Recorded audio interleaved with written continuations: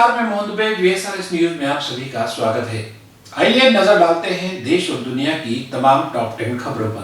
3 और राफेल लड़ाकू विमान फ्रांस से भारत आ गए हैं। रास्ते में कहीं रुके बिना तीनों लड़ाकू विमानों ने 7000 किलोमीटर से अधिक का सफर पूरा किया और रात करीब 9 बजे गुजरात के जामनगर पहुंचे। रास्ते में आसमान में ही इनमें UAE के एयरफोर्स के द्वारा फ्यूल भरा गया। इसके साथ ही भारतीय वायुसेना को राफेल विमानों की तीसरी खेप मिल गई है। एयरफोर्स ने सितंबर 2016 में 36 लड़ाकू विमानों के लिए फ्रांस से 59,000 करोड़ रुपए का सौदा किया था।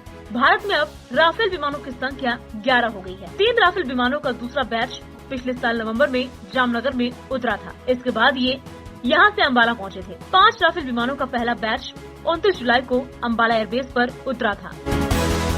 नए कृषि कानूनों को लेकर करीब 2 महीने से चिल्ला बॉर्डर पर धरना दे रहे भारतीय किसान यूनियन ने अपना धरना वापस ले लिया है। दिल्ली में ट्रैक्टर परेड के दौरान हुई हिंसक घटना और राष्ट्र ध्वज के अपमान से आहत होकर भानु गुट ने धरना वापस ले लिया। हालांकि लोक शक्ति दल ने अपना विरोध प्रदर्शन जारी रखने की बात कही है। नोएडा यातायात पुलिस के अधिकारियों ने बताया कि व्यक्तियों के विरोध वापस लेने के साथ ही चिल्ला बॉर्डर के माध्यम से दिल्ली नोएडा मार्ग 57 दिनों के बाद यातायात के लिए फिर से खुल गया। 26 जनवरी को दिल्ली में किसानों की ट्रैक्टर रैली में हुई हिंसा के बाद दिल्ली पुलिस बुधवार सुबह से ही एक्शन में है। पहले 37 किसान नेताओं को रैली की शर्तें तोड़ने का आरोपी बनाते हुए उनके खिलाफ FIR दर्ज की। फिर देर रात 20 किसान नेताओं को नोटिस जारी कर पूछा कि क्यों न आपके खिलाफ कानूनी कार्रवाई की जाए, 3 दिन में इसका जवाब दें।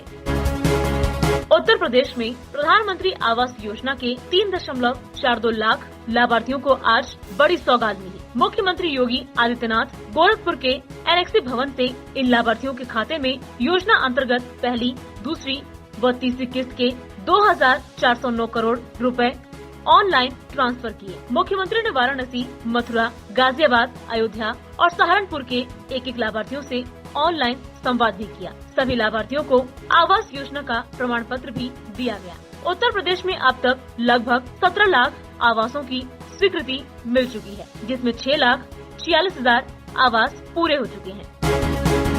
राम मंदिर आंदोलन में गोरखपुर स्थित गोरखनाथ मंदिर का अहम योगदान रहा है। इस कड़ी में गोरखनाथ मंदिर ने राम मंदिर निर्माण में सहयोग के लिए 1 करोड़ 1 लाख रुपए की राशि दी है। इसके अलावा गोरखपुर के उद्यमियों ने भी 5 करोड़ की रकम दान की है। CM योगी ने बैठक कर उद्यमियों से सहयोग के लिए अपील की थी। बैठक के लिए श्री राम जन्मभूमि तीर्थ क्षेत्र ट्रस्ट के महासचिव चंपत राय खुद मंदिर पहुँचे थे।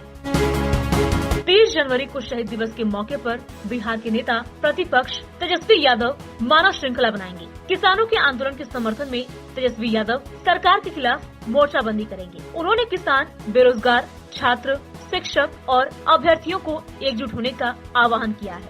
नेता प्रतिपक्ष तेजस्वी यादव ने पहले भी कह चुके हैं कि उनकी पार्टी किसानों के साथ मजबूती से खड़ी है। गांधी मैदान के पास उन्होंने धरना भी दिया था। रोजगार के मुद्दे पर तेजस्वी कहते रहे हैं कि बिहार की नीतीश सरकार की वजह से पलायन करने वालों की संख्या काफी बढ़ गई है। इसके साथ ही बिहार में पिछले 16 सालों से एक भी उद्योग नहीं लगा, जिसके कारण बेरोजगारी भी काफी बढ़ गई। प्रधानमंत्री मोदी ने दिल्ली में गुरुवार को राष्ट्रीय कैडेट कॉर्प्स के कार्यक्रम में हिस्सा लिया। इस दौरान उन्हें गार्ड ऑफ ऑनर दिया गया। कार्यक्रम में रक्षा मंत्री Rajnath Singh, chief of defence staff general Bipin Rawat, तीनों सेनाओं के प्रमुख भी मौजूद हैं। करियप्पा परेड ग्राउंड में हुए इस कार्यक्रम के दौरान अलग अलग राज्यों की ओर से परेड निकाली गई। प्रधानमंत्री मोदी ने इस दौरान परेड का निरीक्षण किया। इस कार्यक्रम में प्रधानमंत्री मोदी गार्ड ऑफ ऑनर तथा NCC दलों के मार्च पास्ट का निरीक्षण किया और सांस्कृतिक कार्यक्रम भी देखे। प्रधानमंत्री के सामने मार्च करने वाले NCC कैंडिडेट्स में लखनऊ यूनिवर्सिटी और इससे मान्यता प्राप्त कॉलेज का भी एक दल है। 34 कैडेट का ये दल करियप्पा ग्राउंड में होने वाली NCC की रैली में शामिल हुआ। महाराष्ट्र और कर्नाटक के बीच चल रहा 1 दशक पुराना सीमा विवाद तब फिर से राजनीतिक कलह और दावे प्रति दावे में तब्दील हो गया, जब महाराष्ट्र के मुख्यमंत्री उद्धव ठाकरे ने एक पुस्तक विमोचन कार्यक्रम में कहा कि जब तक दोनों राज्यों के बीच सीमा विवाद का निपटारा नहीं हो जाता, तब तक विवादित हिस्से को केंद्र शासित प्रदेश बना दिया जाना चाहिए। उनके इस बयान के बाद कर्नाटक की तरफ से भी नया दावा ठोका गया। कर्नाटक के उप मुख्यमंत्री लक्ष्मण सावजी ने कहा कि मुंबई को कर्नाटक में शामिल किया जाना चाहिए और नहीं तो कम से कम उसे केंद्र शासित प्रदेश बना दिया जाना चाहिए।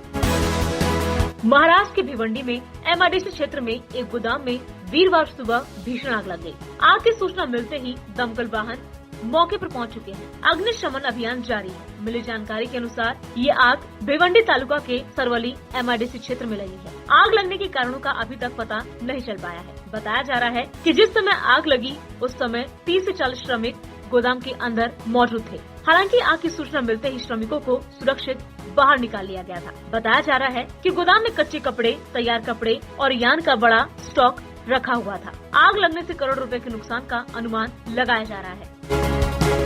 महाराष्ट्र के चंद्रपुर में बाइक पर स्टंटबाजी का रोंगटे खड़े कर देने वाला वीडियो सामने आया है। बाइक पर स्टंट दिखा रहे युवक ने अपने सामने से जा रही बाइक को जोरदार टक्कर मारी, जिसमें बाइक सवार बुरी तरह से घायल होकर सड़क पर गिर गया। वीडियो में दिख रहा है कि स्टंटबाज दूसरे बाइक को टक्कर मारने के बाद अपनी बाइक उठाकर घटनास्थल से भागते हुए दिख रहा है। ये पूरा वीडियो स्टंटबाज के साथियों ने बनाया और वायरल कर दिया। पुलिस अब बाइक पर स्टंट दिखा रहे युवक को तलाशने में जुटी है।